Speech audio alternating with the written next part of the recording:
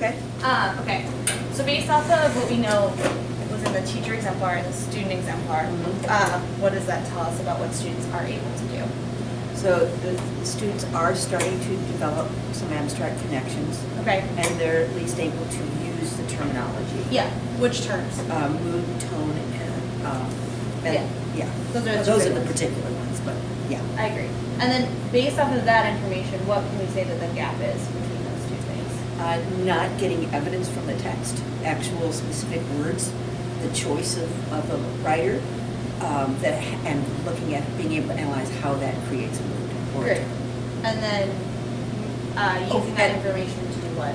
To make, and also using the video with the poem together in order to come up with a meaning or to determine the mood and tone. Yeah, so the two things that I identified as a gap was what you said. The first thing you said was using evidence from the text to explain how the author's word choice impacts mood and tone. And then the second thing was what you just stated was make connections between the poem and mood and tone. So we're going to go ahead and now take a look at Did I give you a copy of the homework I put together? no. Darn, I should have. It's okay, we'll get there. We're going to take a look at our lowest students and think about like what does this tell us in when we think about the gap. Our lowest students were unable to do what? You wrote it on every single one. They were primarily focused on the video, number one, and a literal interpretation of it. Yeah. No abstract connection at all. Yeah, so they were unable to go beyond that literal connection. And then for our medium students that you had in the developing, what is something? What were they unable to do?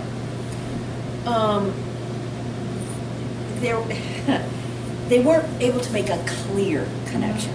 So there was the hint that they were starting to think that way. Yeah. But it was not concrete or clear that they had an idea of what it was.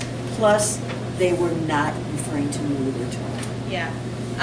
So based off of that, I think there's two key student errors, and I want to go back to the standard and talking about figurative language.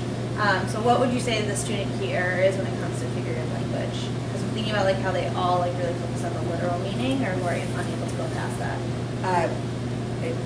Primarily understanding what the terms mean, what mood means, what tone means, what metaphor means, what symbol means, and so which means they can't use it. Yeah, so I define that as, I can write this right here, as figurative language is language that author uses to go beyond the literal meaning.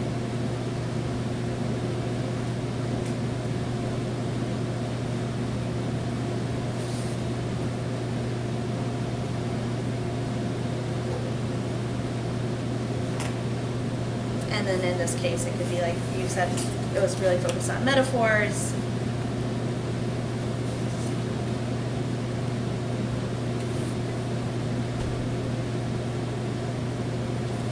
And then the second student key error, based off of that medium group, what would you say?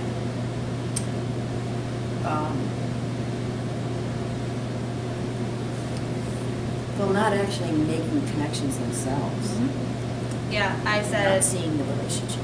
Yeah, using the author's choice of words and defining how that impacts the mood or tone.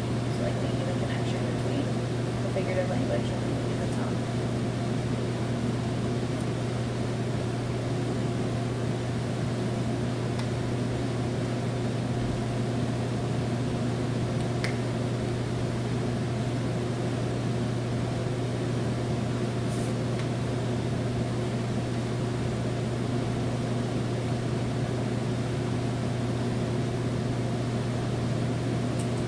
So, how do we know? Looking at the lowest group, it was Because they made literal interpretations. Students say the literal meaning.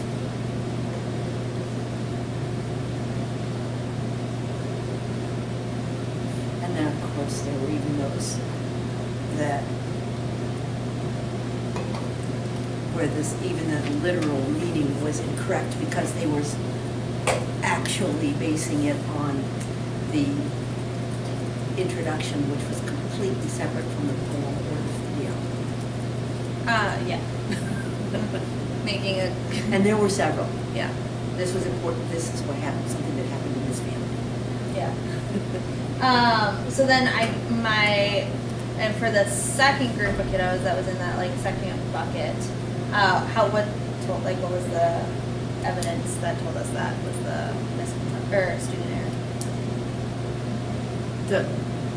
The literal, No, the second piece where they were unable to make the connections between figurative language and tone and well, that first of all, they weren't using the vocabulary. yeah, or if they did, what did they not do? Connected it with words, evidence, and text. And that's what we named earlier, right? So that's what I had is students sometimes in this group identify tone. This group, sorry, they would identify tone or say a tone, but not use evidence to support it. Okay, and that you want that in the conceptual.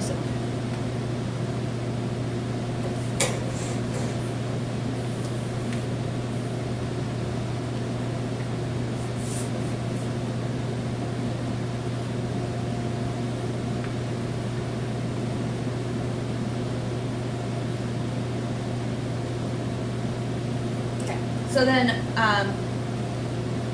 when you do the reteach, should this be a guided discourse or a model? I think what I'd like to do, especially since I did do the homework, which was a structured kind of pre-thinking, Okay. that I would like to do a model. Yeah, I agree. And I think there's even more reason to do a model. What will be the impact of modeling this for kiddos? Well, hopefully we'll get more detail and evidence in their responses. And what can you, through modeling, what are you going to be able to do? Show them what I expect. Yeah, show them what the expectations are, and I also think that you're thinking And how to think. Yep. Yeah. So you can show them thinking steps, and then what you said, how to get there.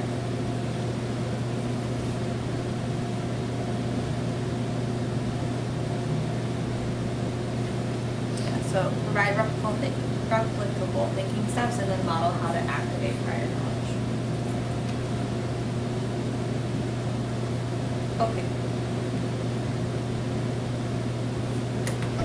Now this is where we should probably take a look at the calendar. When do you think you'll be able to do a reteach on this?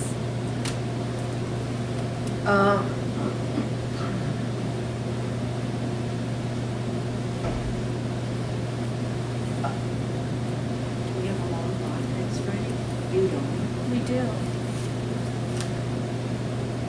The other possibility is that some of the do-nows are kind of informational. Sure. Or they're not even connected, they're just kind of practice type things. Yeah. But the problem with that is that's only, well, it might still be actually. It's only about, around 8 minutes to do it now and wrap it up, at least theoretically, in the flow of the lesson. I would prefer a little longer times, like one of those reteach. Okay. days. So are you thinking next Friday? That would be, I actually don't remember what the lesson is. Okay. Let's take a look. Which I just got.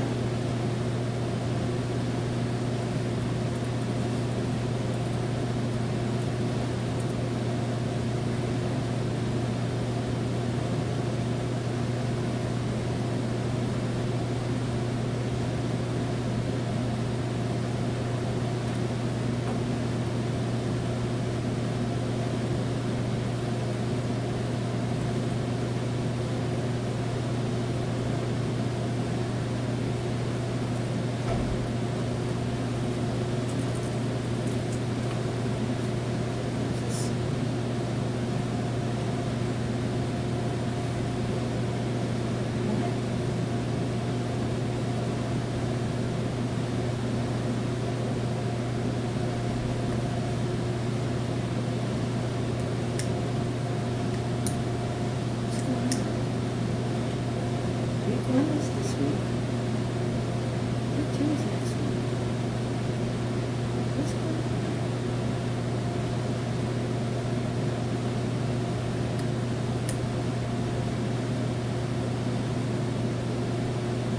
It would be the fourth lesson. on? Yeah, It's right there. I know, but there's no swear.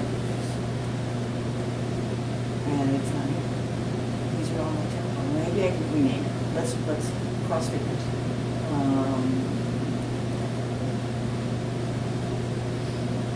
Yeah. Phew. I know I did this. Okay, let's see.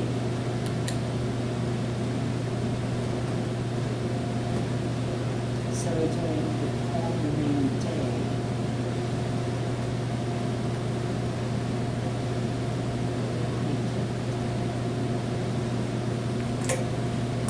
Okay, this is very strange.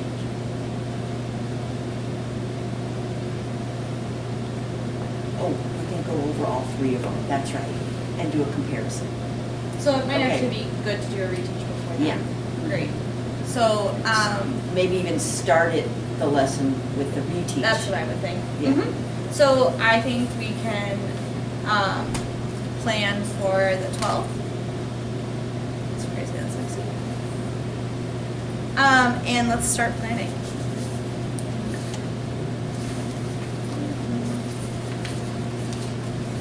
A million files before the campaign.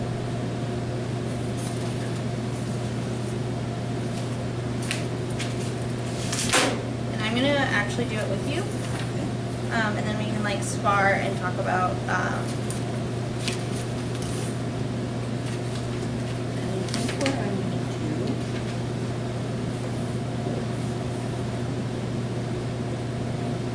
is